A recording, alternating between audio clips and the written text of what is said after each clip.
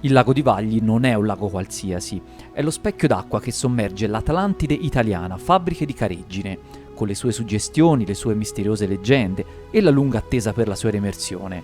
Ma sul fondo di questo lago, insieme agli scheletri delle abitazioni, riposa un passato che merita di essere ricordato. La storia senza precedenti di un borgo nato con vocazioni tecnologiche e di progresso e sacrificato per il progresso stesso. Un paese scomparso per dare sotto forma di energia nuova vita. Fabbriche di Careggine negli anni è stato definito da importanti testate il paese che appare scompare, la Pompei del Novecento, addirittura un quotidiano newyorkese scrisse un'Atlantide toscana riemerge come una mecca turistica. Dalla sua sommersione la borgata ha rivisto la luce del sole per 4 volte, l'ultima nel 1994. Un'apnea ormai trentennale. Nessuno sa cosa sia rimasto del paese e pare che neppure un palombaro possa svelarcelo. Il peso dell'acqua dolce sarebbe insostenibile e si troverebbe di fronte solo un buio assoluto. Nel 1941 la società Selt Valdarno, l'attuale Enel, decise di costruire un bacino idroelettrico sbarrando le acque del torrente Edron, un affluente del fiume Serchio. Per finire sott'acqua fu scelta questa borgata medievale della Garfagnana, ai piedi delle Alpi Apuane. Il 29 settembre 1953 sono uscito da casa mia per venire su e dopo pochi giorni è venuto l'invaso. Con dolore gli abitanti, i fabbrichini, accettarono l'idea che il loro paese venisse sommerso e di abbandonare quelle stradine medievali che erano state la loro vita, i mulini, il vecchio ponte, luogo di ritrovo per i più giovani, il campanile romanico ed il piccolo cimitero. L'Italia era da costruire e quella comunità non poteva opporsi alla realizzazione del bacino idroelettrico. Ma Fabbriche di Careggine non nasce con la sua scomparsa negli abissi della diga. Quell'evento decretò solo l'inizio della sua vita subacquea e paradossalmente della sua notorietà. Un borgo diventato famoso con la sua morte, ma che durante la sua esistenza assunse un'importanza ragguardevole nell'Italia settecentesca, grazie alla laboriosa comunità che lo fondò. Il paese contava 31 case e 146 abitanti. I residenti furono trasferiti qui, nel borgo di Vagli di Sotto, l'abitato che sovrasta il lago. Trattarono i loro beni con un senso di responsabilità che non era scontato e fu offerto loro di arroccarsi nelle frazioni antistanti il nuovo lago. Agli occhi rivedere il campanile, la chiesa, tutte quelle 4 muri che ci sono ancora in piedi. Ci siamo chiesti quando riemergerà quel che rimane del borgo subacqueo più misterioso d'Italia. Per svelare quest'arcano mi sono dato da fare, scrivendo ad Enel Green Power, Unione Comuni Garfagnana e al sindaco di Careggine. Quello che è emerso, e questo sì, è emerso davvero, è che nonostante i rumors, anche nel 2023 il lago non sarà svuotato. Dal 2016 quasi ogni anno si susseguono ipotesi giornalistiche sul fantomatico svuotamento, voci e annunci che finora sono sempre stati disattesi. Ma questo lago sa da svuotare. E l'anno buono pare davvero essere il 2024, quindi intanto segnatevelo. Non ci si lasci ingannare dal recente periodo di siccità. Qualcuno ha drizzato le antenne, ma quello che possiamo vedere da queste recenti immagini aeree sono le abitazioni delle minuscole frazioni sacrificate attorno al più grande paese sommerso e che adesso riaffiorano per l'abbassamento dei livelli delle acque del lago. Un'anticamera per quello che sarà il vero svuotamento. L'ultimo portò in Garfagnana centinaia di migliaia di turisti provenienti da tutto il globo e con il prossimo è ragionevole pensare che questi numeri possano essere abbondantemente superati. Ma oltre alla suggestione che celano queste acque dolci, cos'era Fabbriche di Careggine? È un paese piccolo, ma erano tutti d'amore e d'accordo, hai capito? E si stava bene. Il paese fu fondato nel XIII secolo da una colonia di fabbri ferrai provenienti dal Bresciano. Non è un caso che buona parte degli abitanti che abbandonarono il paese alla sua sommersione portava un cognome che riconduceva chiaramente alle proprie origini, bresciani. Ma cosa li spinse in Garfagnana? Nel XIII secolo Ezzelino III, un condottiero di parte ghibellina fedelissimo di Federico II di Svevia, fu da questi nominato vicario imperiale dei comuni di Lombardia. Successivamente a questa nomina, Ezzelino mise letteralmente in subbuglio le zone corrispondenti alle attuali province a cavallo tra Lombardia e Veneto, tanto da guadagnarsi il soprannome di Feroce. Tanti comuni del nord Italia furono messi a ferro e fuoco dalle scorribande e dalle prepotenze del suo esercito. Per questi motivi alcuni fabbri ferrai provenienti dal Bresciano fuggirono dalla loro terra natia e parte di loro trovò asilo in Garfagnana. Questa terra era perfetta per la loro attività. C'erano floridi boschi per rifocillare i forni per fondere il ferro, abbondanti corsi d'acqua e soprattutto in quelle montagne esistevano vene di ferro che erano l'ideale per poter dare continuità alle loro attività. Così in questo fondovalle nacquero dei piccoli opifici, attorno ai quali sorsero poi le prime case. Quel nuovo insediamento abitativo prese il nome di Fabbriche di Careggine. Fabbriche erano gli opifici del ferro e Careggine il comune che li ospitava. Persino il sommo Dante Alighieri rimase colpito dalla cruda imponenza delle montagne e dalla bellezza dei paesaggi della zona, tanto da farne luogo per alcune anime dannate nel 32esimo canto dell'inferno. E come dare torto al sommo poeta? Queste vallate sono selvagge, dalla natura rigogliosa e dagli scorci spettacolari. La piana di Campocatino a 1000 metri, dalla quale si domina il lago, ha scenari che rimandano davvero alle Dolomiti, con il suo antichissimo villaggio agropastorale ed il suggestivo eremo di San Viviano, scavato nella roccia. Nel borgo di Vagli di Sotto, a ridosso del lago, ci siamo, con nostra sorpresa ed un briciolo di timore, imbattuti in mandrie di cinghiali che quasi sembrano accompagnarci per piazze e vicoli, ma qui pare davvero un'abitudine quotidiana. Il nostro divertimento era il gioco delle bocce, il gioco della forma e il gioco delle carte, e a tombola. Nel 1451 le 3 frazioni del comune di Vagli di Sotto furono inserite tra le terre del nuovo controllo estense, la cui dominazione proseguì in questa zona per secoli. Ma tornando ai nostri fabbri ferrai, la loro attività fu tramandata nel paese tra le generazioni. Dalla seconda metà del 1700 questo paese diventò un crocevia per i commerci legati al nord Italia e divenne uno dei maggiori fornitori di ferro dello Stato. Ciò fu favorito dal completamento della via Vandelli, una via commerciale e militare fortemente voluta dal duca Francesco III d'Este e che attraversava proprio la borgata di Fabbriche di Careggine. Quest'opera merita una speciale menzione, in quanto rappresenta una delle prime moderne autostrade costruite in Italia. La via, che prende il nome dal suo progettista Domenico Vandelli, fu creata per esigenze politiche e strategico-commerciali. Il Ducato di Modena aveva infatti l'esigenza di crearsi un accesso sicuro verso il mare, ma all'interno dei propri confini, corrispondenti grossomodo alle attuali province di Modena, Reggio Emilia, alla Garfagnana e alla zona costiera di Massa e Carrara. La strada che collegava Modena a Massa fu davvero un'opera ingegneristica all'avanguardia per l'epoca. Risulta di fatto la prima strada italiana carrozzabile logisticamente gestita, che si inerpica lungo i ripidi pendii delle montagne. Percorreva e percorre tuttora un ambiente montano impervio e selvaggio, attraversando l'Appennino e le Alpi Apuane e toccando la sua quota più elevata a 1634 metri alle pendici del Monte Tambura. Era poi dotata lungo i suoi oltre 170 km di stazioni di posta, piazzole per lo scarico delle merci e di posti di guardia antibrigantaggio. Venne completata nel 1751 ed aveva diverse diramazioni che servivano per collegare piccole località e le varie cave. Passava appunto dal nostro bel paesello adesso sommerso, attraversando il torrente Edron su una passerella in legno e poi su un ponte in muratura. Così Fabbriche godette di numerose agevolazioni sul trasporto dei materiali e addirittura l'esenzione dal servizio militare per i suoi abitanti.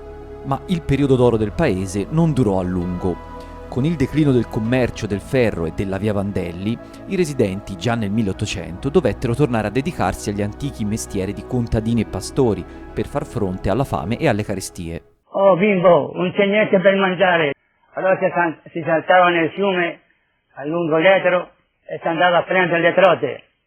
Tanti residenti nella zona furono costretti ad emigrare all'estero in cerca di maggior fortuna. Nel 1833 si contavano solo 66 abitanti. E la gente si ingegnava, ecco, uno che poteva andare fuori andava fuori a lavorare, se no altrimenti rimaneva lì, rimaneva in casa a fare la legna. Ma nei primi del Novecento ci fu un nuovo piccolo boom economico per Fabbriche. Il motivo? Iniziò un periodo importante per l'escavazione del marmo e del piombo argentifero. Tra il 1906 e il 1907, nei pressi del borgo venne costruita una piccola centrale idroelettrica che sarebbe servita ai bacini marmiferi. I fabbrichini non potevano saperlo, ma questa centrale era solo l'anticamera di quello che sarebbe successo circa 40 anni dopo, e molti di loro furono impiegati nell'industria marmifera. Ci fu quindi una migrazione di ritorno degli abitanti che decenni prima avevano abbandonato la zona, tanto che crebbero nuove piccole frazioni vicino a fabbriche come Piari e Pantano. Presto però ci si rese conto che l'escavazione del marmo portava pochi benefici.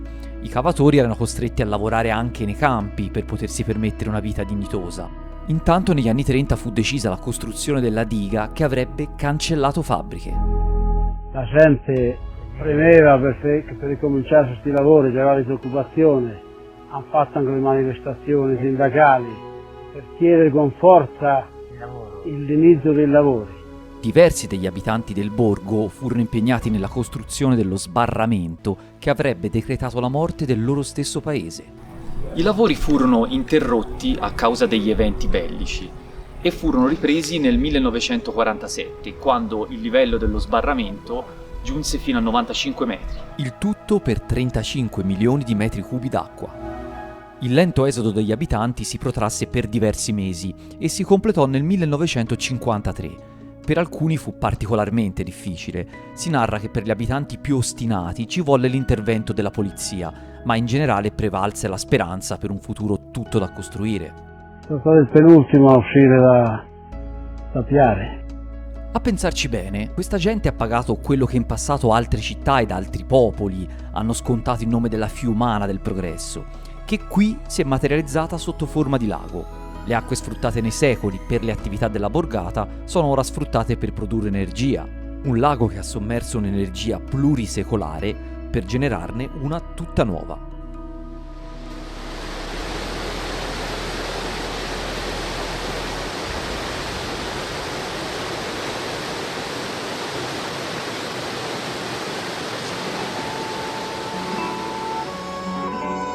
Oggi chi? Ti vai a casa che è di notte? Cecco, vuoi farti una sfunata? Andiamo un po' fuori. A letto me ne andai, 4 santi ci trovai. Domenica alla fabbrica ci sarà il maggio, cantato dai maggianti. Queste acque non finiscono mai di stupire. Pensate che nascondono anche un insediamento etrusco. Ebbene sì, a seguito del prosciugamento del bacino artificiale nel 1984, fu individuato il sito archeologico di Piari, che è stato oggetto di uno scavo di emergenza. Questo ci testimonia forse l'unica presenza etrusca in Garfagnana. Attorno al lago e al paese che occulta si sono generate, come prevedibile nei decenni, numerose leggende il cui eco è giunto fino ai giorni nostri. Tra le tante che il brusio popolare ci ha sussurrato, la più intrigante ci è sembrata quella di Teodora ed Anselmo, una coppia che abitava ai margini del paese. La donna in particolare era guardata con sinistro interesse dai paesani. Era una persona solitaria, schiva, era solita camminare per ore da sola nei boschi circostanti dopo il tramonto, e così aveva attirato l'attenzione dei paesani, che la vedevano come una sorta di strega e quando la incrociavano davano sfogo a tutte le loro superstizioni. Arrivò un giorno, era un 13 dicembre, quando il marito Anselmo uscì come di abitudine a fare legna nei boschi.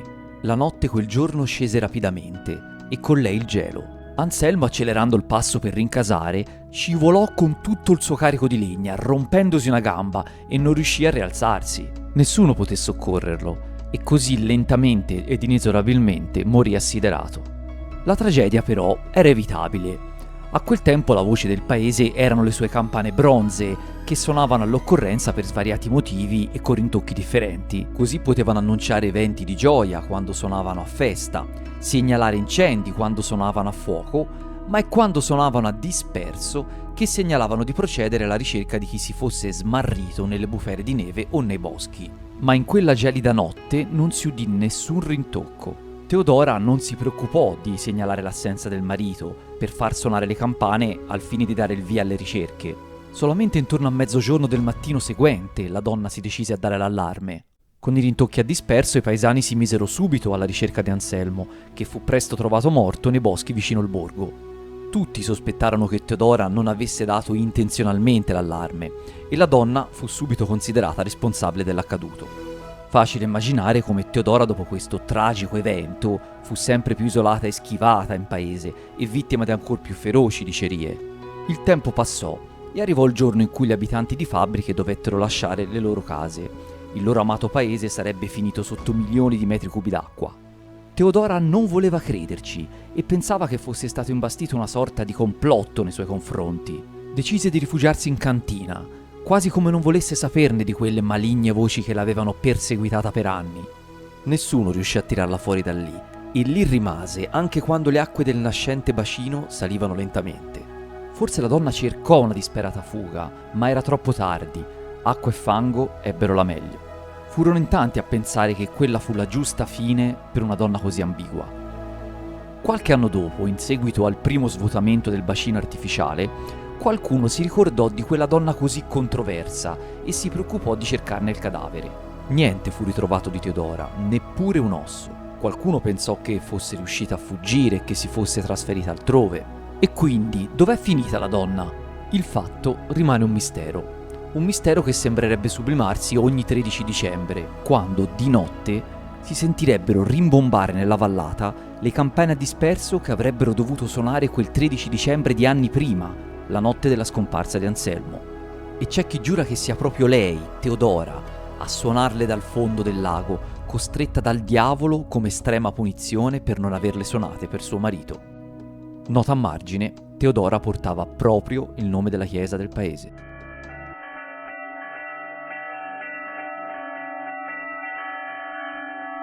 Nell'attesa di riportare alla luce quel che nasconde il fondovalle, il comune di Vagli ha recentemente inaugurato il Vagli Park, che presenta diverse attrattive, tra le quali un parco avventura dove grandi e piccini possono cimentarsi in arrampicate su corda, percorsi canyon e non solo. Il ponte sospeso, conosciuto anche come ponte tibetano, è stato inaugurato nel 2016 e oltre a collegare le due sponde del lago, offre una pregevole vista sui paesaggi circostanti. Sempre all'insegna del brivido, ma per i più impavidi, c'è il volo dell'angelo su una zip line che sorvola il lago a 300 metri di altezza e dove si toccano i 130 km/h. Ma forse il brivido più lungo sta ancora nascosto sui fondali del lago, un brivido che si fa attendere da ormai 30 anni.